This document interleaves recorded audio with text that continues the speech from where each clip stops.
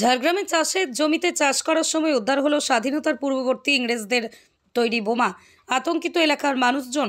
প্রসঙ্গত দীর্ঘ তাপপ্রবাহের পরে অবশেষে স্বস্তির বৃষ্টি নেমেছে বঙ্গে।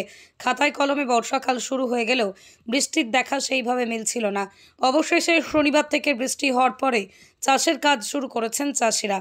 তেমনি ঝাড়গ্রাম জেলার গোপীবল্লভপুর ১ নম্বর ব্লকের ভুলনপুর গ্রামের চাষের জমিতে ট্রাক্টর দিয়ে চাষের সময় হঠাৎই চাষিরা দেখতে পান লোহার সিলিন্ডার আকারের একটি বস্তুটি উপর থেকে মাটিতে ঢাকা হয়ে যাওয়ার কারণে প্রথমেই বুঝতে পারেননি তারা।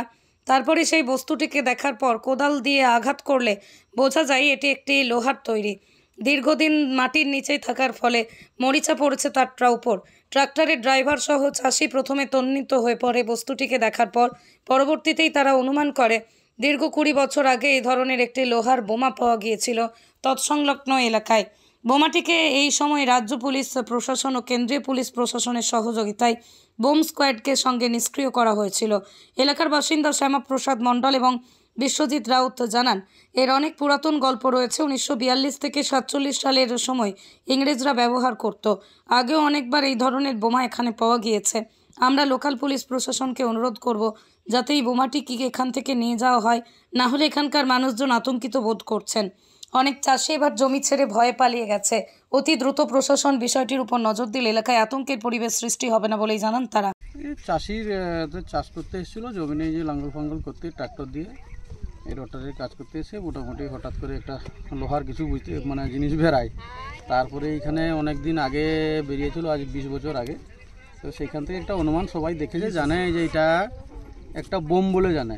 এবং এখানে বোম স্কোয়াডের লোক এবং রাজ্য প্রশাসন এবং সেন্ট্রাল প্রশাসন এবং বোম স্কোয়াডের বিশেষজ্ঞরা এসে এবং আমি নিজে ছিলাম, দুবার নিষ্ক্রিয় করা হয়েছে।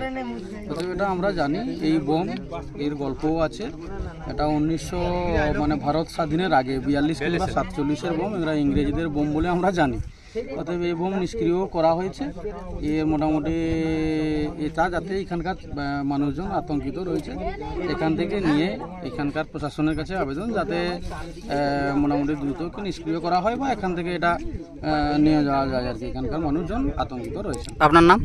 আমার নাম শ্যামাপ্রসাদ মঙ্গল, বাড়ি ভুলনপুর। কি হয়েছে ঘটনাটা?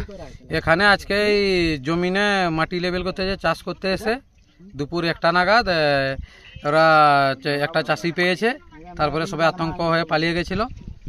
দিয়ে এটা একটা বোমা। এই বোমটা এখানে কিভাবে এলো বা কোথা থেকে এসে কি মনে করছেন?